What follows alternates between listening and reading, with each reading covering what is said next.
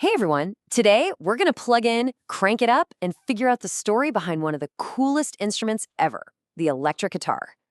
I mean, seriously, think about it for a second. How did this one instrument become the sound of, well, pretty much everything cool? From giant stadium rock concerts to those blues licks that just make you feel something. What is its secret? Let's find out.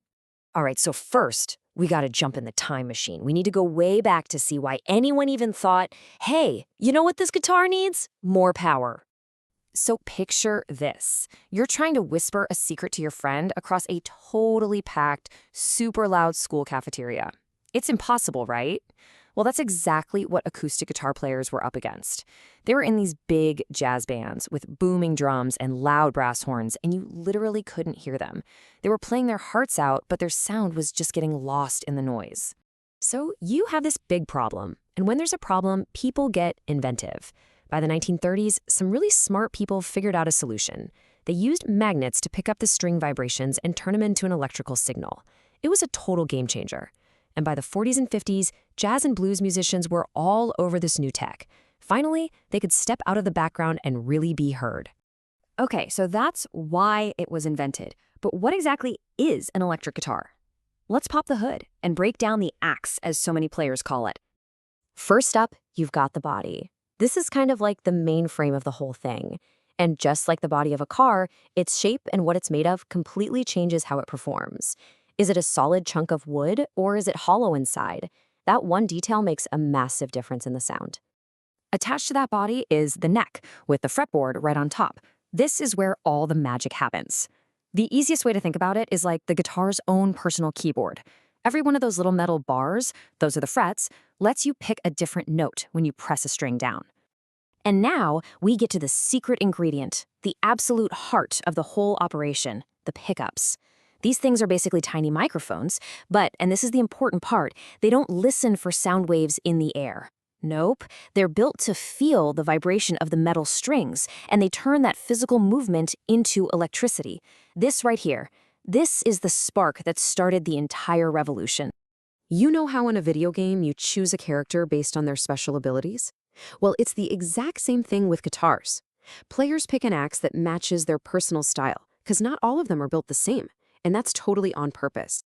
The first big decision is the body. If you go with a solid body, made from a solid piece of wood, you get a really clear, punchy sound that rings out for a long, long time. That's perfect for the power you need in rock music. But a hollow body is more like an acoustic guitar. That empty space inside gives the sound this warm, almost breathy feel that's just perfect for smoother stuff, like jazz. And that brings us to the two legendary rivals. Seriously, think of this like choosing your character in a fighting game. On one side, you've got the Fender Stratocaster. Its stats, a bright, sharp sound, and it feels super fast and agile. This was the choice for legends like Jimi Hendrix. On the other side, the Gibson Les Paul. This one's a heavyweight. Its sound is rich and powerful, and it feels solid, the perfect weapon for a rock god like Slash. Different stats, different special moves. But here's the thing. Picking the guitar is just level 1.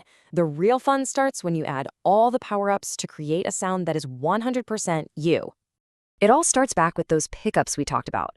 You've basically got two flavors. Single coils give you that classic, snappy, bright sound, but sometimes you get a little bit of a background buzz. So they invented humbuckers. They use two coils to literally buck the hum, which gets rid of the noise and gives you a much thicker, warmer, and more powerful sound. So how does that sound actually get from your fingers into the air? Let's follow the journey. Step 1, you pluck a string. Easy. Step 2, the pickup grabs that vibration and turns it into a tiny electrical signal. Step 3 is the customization station. That little signal travels through your effects pedals, which are like filters that can totally change it. And finally, step 4, the signal hits the amplifier, which jacks it up and makes it loud enough to shake the room. And here's a peek at your basic ear. The amp is the big loudspeaker, but these little boxes, the pedals, are where you get really creative. You want that crunchy, aggressive rock sound? You need a distortion pedal. Want to add echoes? That's a delay pedal. Reverb makes it sound like you're playing in a massive concert hall. And the wah pedal, well, that's what makes the guitar sound like it's talking or crying. It's like having a whole set of sound effects for your music.